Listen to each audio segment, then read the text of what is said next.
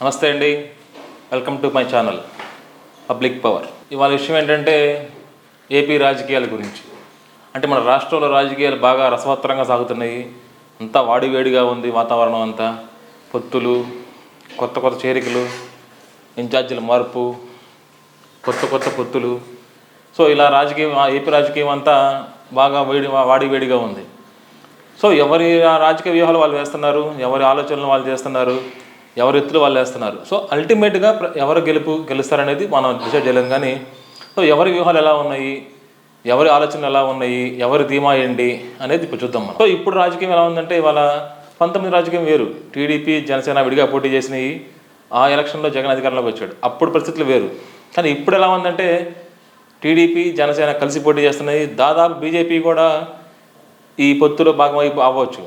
So 3 పార్టీలు ఒకవైపు, జగన్ ఒకవైపు. ఇంకో పక్క ఏంటంటే షర్మిల గారు కాంగ్రెస్లో జాయిన్ అయ్యారు. సో ఆమె కూడా వస్తుంది రాజకీయాల్లోకి, ఏపీ రాజకీయాల్లోకి ప్రచారం చేస్తారు కాంగ్రెస్ తరఫున, లేదు కాంగ్రెస్ అధ్యక్షురాలుగా ఉంటారు అనే ప్రచారం బాగా సాగుతుంది. సో ఇప్పుడు ఏంటంటే ఎవరి రాజకీయాలు ఎలా ఉన్నాయి, ఎవరికి అవకాశాలు ఎలా ఉన్నాయి, దాదాపుగా అన్ని పార్టీలు ఒకవైపు ఉన్నాయి. జగన్కి యాంటీగా ఉన్నాయి.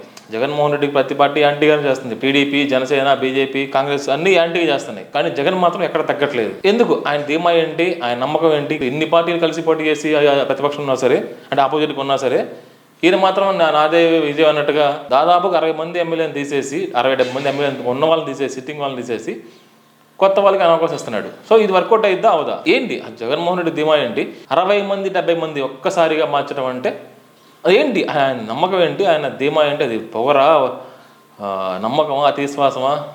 చూద్దాం ఇప్పుడు. సో జగన్మోహన్ రెడ్డి ఏంటంటే ఫస్ట్ నుంచి కూడా నమ్ముకునే పథకాలని, అంటే సింపుల్, ప్రజలకి పథకాలు, డబ్బులు, నాకు ఓటు అనే వ్యూహం అయింది. ఏ సీఎం అయినా, ఏ పీఎం అయినా, ఏ ప్రభుత్వం పథకాలు ఇచ్చినా ఎవ్వరు కూడా ప్రజలకు డైరెక్ట్గా డబ్బులు ఇవ్వలేదు. ఒక్క జగన్ తప్ప. రుణమాఫీ చేసింది, లోన్లు ఇచ్చింది, ప్లస్ ఫీజు కట్టింది గవర్నమెంట్కి. కానీ ఏ ప్రభుత్వం కానీ, ఏ సీఎం కానీ ప్రజలకు డబ్బులు డైరెక్ట్గా ఇవ్వలేదు. సో అందుకే అంటారు రాజకీయాల్లో జగన్ ముందు, జగన్ తర్వాత అని. ఎందుకంటే ఇంత పెద్ద ఎత్తున పథకాలు, డబ్బులు ఇచ్చిన సీఎం ఇంకొకరు లేరు. చాలా పథకాలు ఉన్నాయి ఎప్పటి నుంచో చాలా ఉన్నాయి. ఆరోగ్యశ్రీ ఉంది, రైతు భరోసా అని, రైతుల డబ్బులని, ఫీజు రీయింబర్స్మెంట్ అని, చాలా పథకాలు ఉన్నాయి. సో జగన్ బ్రాండ్ పథకాలు, జగన్మోహన్ రెడ్డి బ్రాండ్ పథకాలు అనేవి కొన్ని ఉన్నాయి. అమ్మఒడి, వాహన మిత్ర, జగనన్న కాలనీలు, సచివాలయం ఎంప్లాయీస్, వాలంటీర్ వ్యవస్థ, వైఎస్ఆర్ చేయూత, వాహన మిత్ర, లానేస్తం, పింఛను, కాపు నేస్తం, బీసీ మహిళ అని కొన్ని పథకాలు జగన్ బ్రాండ్ పథకాలు. ఇవన్నీ కొత్తగా ఆయన మొదలుపెట్టిన పథకాలు ఇవన్నీ. సో ఆయన ధీమా అదే ఉండొచ్చు కదా.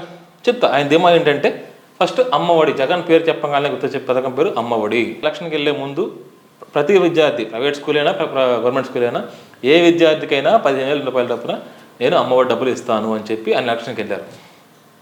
సో రాగానే అధికారం వచ్చిన సంవత్సరానికి మొదలుపెట్టారు పథకం. సో అమ్మఒడి ద్వారా ఇప్పటి వరకు ఎంతమంది లబ్ధి పొందారు? 43 లక్షల మంది ఇప్పటి వరకు. ఈ 4 ఏళ్లలో, వరుసగా వచ్చిన 4 ఏళ్లలో 43 లక్షల మంది అమ్మఒడి ద్వారా లబ్ధి పొందారు. అంటే 43 లక్షల మంది 14,000 ఒక సంవత్సరం, 13,000 అని, 14,000 అని, 15,000 అని అమ్మఒడి ద్వారా 43 లక్షల మంది మహిళలు అకౌంట్లో ఆయన డబ్బులు వేశారు డైరెక్ట్గా, ఆన్లైన్. ఏ రికమెండేషన్ లేదు, ఏ ఎమ్మెల్యే లెటర్ లేదు, ఏ ఎంపీ లెటర్ లేదు, ఏ మినిస్టర్ రికమెండేషన్ అక్కర్లేదు. సో నెక్స్ట్ ఏంటంటే సచివాలయం ఎంప్లాయీస్. అంటే ఇప్పటి వరకు ఉన్న సచివాలయాలు ఉన్నాయి. సో ఆయన ఏంటంటే ప్రతి వార్డుకి, టౌన్లో ఉంటే వార్డుకి, గ్రామంలో ఉంటే గ్రామానికి డివైడ్ చేసి కొన్ని ఇళ్ళ వరకు సచివాలయ వ్యవస్థ. వాళ్ళకి సర్టిఫికేట్ కావాలన్నా, ఏది కావాలన్నా, ఆధార్ కార్డు కావాలన్నా, పాన్ కార్డు కావాలన్నా, ప్రతి ఊరికి 2-3 సచివాలయాలు పెట్టారు. దాంట్లో అందరికీ ఉద్యోగాలు ఇచ్చారు. ఆ ఉద్యోగాలు ప్రభుత్వ పరీక్షలు పెట్టి, ఎగ్జామ్స్ పెట్టి ఇచ్చారు ఉద్యోగాలు. క్వాలిఫై అయిన వాళ్ళకి వాళ్ళు పెట్టిన పోస్ట్ దగ్గర క్వాలిఫై అయిన వాళ్ళకి ఉద్యోగాలు ఇచ్చారు. సచివాలయం ద్వారా కొత్తగా ఉద్యోగాలు వచ్చిన వాళ్ళు 1,10,000 మంది ఉన్నారు. నెక్స్ట్ వాలంటీర్ వ్యవస్థ. సరే, వాలంటీర్ వ్యవస్థ చిన్న ఉద్యోగమా, పెద్ద ఉద్యోగమా అనేది పక్కన పెడితే చేసేవాళ్ళు ఉన్నారుగా వాలంటీర్లు కూడా. సో వాళ్ళకి ఒక్కొక్కరికి 5,000 జీతం ఇస్తున్నారు. మొన్న పెంచుంటున్నారు, 7,000 చేసేట్టున్నారు. ఇంకా చేయలేదు మరి. సో వాళ్ళు 2,50,000 మంది వాళ్ళు ఉన్నారు. పింఛన్ అంటే జగన్మోహన్ రెడ్డి జగన్ గారు అధికారం రాకముందు 33 లక్షల మంది పింఛన్ ఉండేవాళ్ళు, మనిషికి 2,000 ఇచ్చేవాళ్ళు. సో 30 లక్షల మంది ఉన్నప్పుడు మనిషికి 2,000 ఇచ్చేవాళ్ళు. అది 66 లక్షలకి చేరింది. అంటే 33 లక్షల మంది అక్కడ యాడ్ అయ్యారు. సో వాళ్ళకి 33 లక్షల మంది కొత్తగా వచ్చిన వాళ్ళకి పాత 30 లక్షల మంది కలిపి పెంచుకుంటూ వచ్చారు పింఛను. అది ఇప్పుడు 3,000 చేరింది. ఈ సంవత్సరంతో 3,000 అయింది. అది నెక్స్ట్ కాపు నేస్తం. అంటే కాపుల్లో ఎవరైతే పని చేయాలన్న తాపత్రయం ఉండి పరంగా అవకాశాలు లేని వారికి ప్రభుత్వం ద్వారా సహాయం అందించి సంవత్సరానికి ఎంత డబ్బులు ఇచ్చి వాళ్ళకి ఉపాధి కల్పిస్తున్నారు. సో కాపు నేస్తం ద్వారా కూడా 2,50,000 మంది, దాదాపు 2,50,000 మంది దాకా వాళ్ళకి పథకం అందుతుంది. నెక్స్ట్ ఒంటరి మహిళ, అంటే బీసీ ఎస్సీ ఎస్టీ మైనారిటీలు ఎవరైతే ఆడవాళ్ళు ఉన్నారో వాళ్ళకి కూడా సేమ్ ఇలాగే కాపు మహిళలాగే వారికి కూడా అవకాశం లేక ఎవరైతే ఇబ్బంది పడుతున్నారో వాళ్ళకి ఈ పథకం కింద డబ్బులు 18,000 ఇస్తున్నారు. దాని తర్వాత వాహన మిత్ర, అంటే ఎవరైతే ఆటో వాళ్ళు ఉన్నారో ఆటో ట్యాక్సీ వాళ్ళు, వాళ్ళకి కూడా మనిషి 10,000 చొప్పున 2,70,000 మంది వాళ్ళకి కూడా పథకం ఇస్తున్నాడు. నెక్స్ట్ వైఎస్ఆర్ చేయూతకి పథకం కింద బార్బర్స్కి, టైలర్స్కి, చిరు వ్యాపారస్తులకి ఆర్థికంగా సాయం చేయడం కోసం వైఎస్ఆర్ చేయూత పథకం పెట్టి బార్బర్స్కి, టైలర్స్కి, కొంతమంది వ్యాపారస్తులకి 10,000 చొప్పున వాళ్ళకి ఇస్తున్నారు. వాళ్ళకి 2,40,000 మంది వాళ్ళు ఉన్నారు. సో లా నేస్తం, ఎవరైతే లా చదివి పాస్ అయ్యి సో వాళ్ళకి ట్రైనింగ్ పీరియడ్లో, అంటే ట్రైనింగ్ 3 ఏళ్ళు ట్రైనింగ్ ఉంటుంది వాళ్ళకి, ఆ ట్రైనింగ్ పీరియడ్లో మనిషికి 5,000 చొప్పున వాళ్ళకి ఇస్తున్నారు. సో వాళ్ళకు 6,000 మంది దాకా వాళ్ళు ఉన్నారు. సో ఇప్పటి వరకు ఎవరు పట్టించుకునే అర్చకులు, ఎవరైతే హిందూ గుళ్ళలో పూజలు చేస్తారో పేదవారిగా ఉన్నారో వాళ్ళు బయట వేరే పని చేసుకోలేరు, వాళ్ళకి వేరే అవకాశాలు తక్కువగా ఉంటాయి, అలాంటి వారికి కొంతమంది తీసాడు ఆయన. కొంతమంది ఎలిజిబుల్ క్యాండిడేట్స్ని తీసి అర్చకులకి 5,000, ఇమామ్స్కి ఒక 5,000, అట్లాగే పాస్టర్స్కి, చర్చి పాస్టర్స్ కూడా 5,000. సో వీళ్ళందరికీ వీళ్ళందరూ ఎప్పటి నుంచో వీళ్ళు పేదవారిగానే ఉన్నారు. అర్చకులైనా ఇమాములైనా కొంచెం క్రిస్టియానిటీలో కొంచెం ఫండ్స్ వస్తాయేమో కానీ గుడి అర్చకులకు కానీ ఇమామ్స్కి కానీ పెద్ద ఫండ్స్ ఏం రావు. సో వాళ్ళు చాలామంది బాగా ఇబ్బంది పడి ఉన్నారు చాలామంది. సో అలాంటి వాళ్ళకి కూడా 31,000 మంది అర్చకులకి, 7,000 మంది ఇమాములకి, 29,000 మంది పాస్టర్లకు కలిపి అందరికీ ఒక్కొక్కరికి 5,000 చొప్పున ఆయనకి పథకం పెట్టారు. సరే, ఈ పథకాలన్నీ ఒక ఎత్తు. ఒక ముఖ్య పథకం ఉంది, జగన్మోహన్ రెడ్డి ఆయుపట్టు. జగన్మోహన్ రెడ్డికి ఉన్న ఏకైక కుంభస్థలం అంటారు సరే, అలాంటి ఒక పథకం ఉంది. అందరికీ ఇల్లు, ఎవరైతే ఇల్లు లేని వాళ్ళు ఉన్నారో ఆ రాష్ట్రంలో వాళ్ళందరికీ ఇల్లు ఇవ్వాలి. పేదవాడికి సొంత ఇల్లు కళ అనుకునే పేదవాళ్ళందరికీ ఆ కళ సాకారం చేయాలి అనే ఉద్దేశంతో వైఎస్ఆర్ పేదలందరికీ ఇల్లు పథకం పెట్టి దాదాపు 30 లక్షల మంది పైగా, 30,50,000 మంది పైగా ఇళ్ళ పట్టాలు ఇచ్చి వాళ్ళకి ఇల్లు కడతాం డబ్బులు కూడా ఇస్తున్నారు. సో ఇప్పుడు ఏంటంటే జగన్ వ్యూహం ఏంటంటే ఇప్పుడు ఈ పథకాలను తీసుకుని ఇప్పుడు చాలా ఇంకా పథకాలు ఉన్నాయి. ఆరోగ్యశ్రీ ఉంది, ఫీజు రీయింబర్స్మెంట్ ఉంది, ఎప్పటి నుంచో ఉన్న పథకాలు కొన్ని ఉన్నాయి, అవి రెగ్యులర్గా వచ్చాయి. సో అవన్నీ పక్కన పెడితే జగన్ బ్రాండ్ పథకాలు, ఇవన్నీ జగన్మోహన్ రెడ్డి సొంత పథకాలు, ఏ రాష్ట్రంలో ఏ దేశంలో లేని పథకాలు, సొంతగా ఆయన చేసిన పథకాలు ఇవన్నీ. ఆయన నమ్మకం ఏంటంటే ఎంతమంది పోటీ చేసినా, కలిసి పోటీ చేసినా, ఎన్ని పార్టీ కలిసి వచ్చినా ఈ పథకాలు పొందిన వాళ్ళు ఎవరైతే ఉన్నారో టోటల్గా అమ్మ ఒడి కానీ, సచివాలయ ఎంప్లాయీస్ కానీ, వాలంటీర్లు కానీ, కాపు నేస్తం కానీ, బీసీ మహిళ కానీ, వాహన మిత్ర కానీ, ఇల్లు కానీ, ఇల్లు ఇచ్చిన వాళ్ళు ప్రతి ఒక్కరు, ఇట్లా ఇల్లు కానీ అందరూ పథకం పొందిన ప్రతి ఒక్కళ్ళు కలిపితే 1,000,000 మంది దాటిపోయారు వాళ్ళు. జగన్మోహన్ రెడ్డి కొత్తగా పెట్టిన పథకాలు, పాత పథకాలు కాకుండా కొత్తగా పెట్టిన పథకాల వల్ల లబ్ధి పొందిన వాళ్ళు 1,000,000 మంది ఉన్నారు.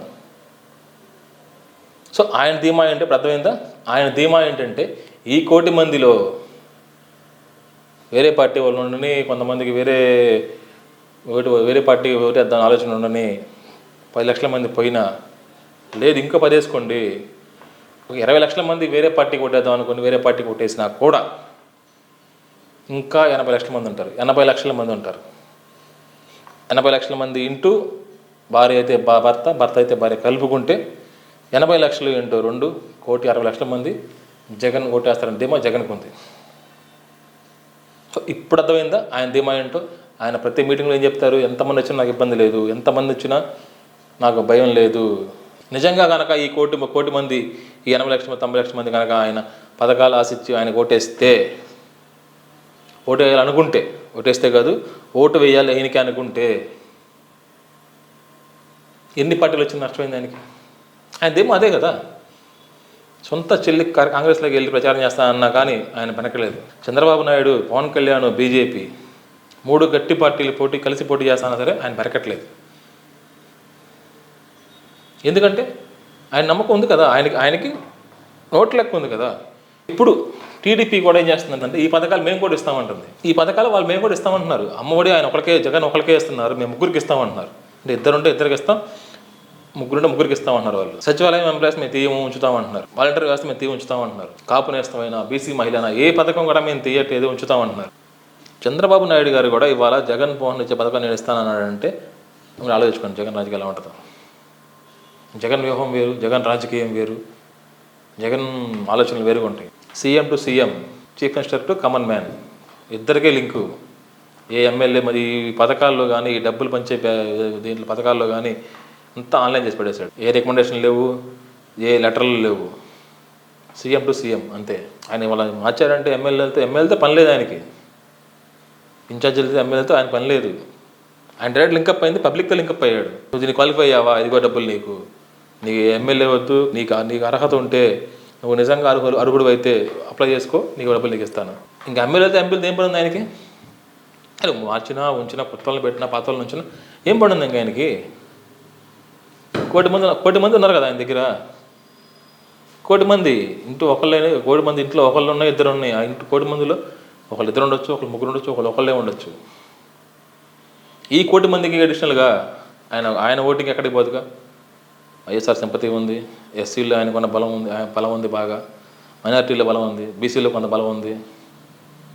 సో ఎటు చూసుకున్నా జగన్మోహన్ రెడ్డి ఎందుకు జగన్మోహన్ రెడ్డి ఎవరిని లెక్క చేయట్లేదు, ఎందుకు మారుస్తున్నాడు, ఆయన రాజకీయం ఏంటి, ఆయన ధైర్యం ఏంటనే వాళ్ళందరికీ సమాధానం ఇదే. కోటి మంది దాదాపు ఆయన ద్వారా లబ్ధి పొందారు పథకాల ద్వారా. సో ఆ కోటి మంది ఆయన వెంటే ఉంటారని నమ్మకం అయింది.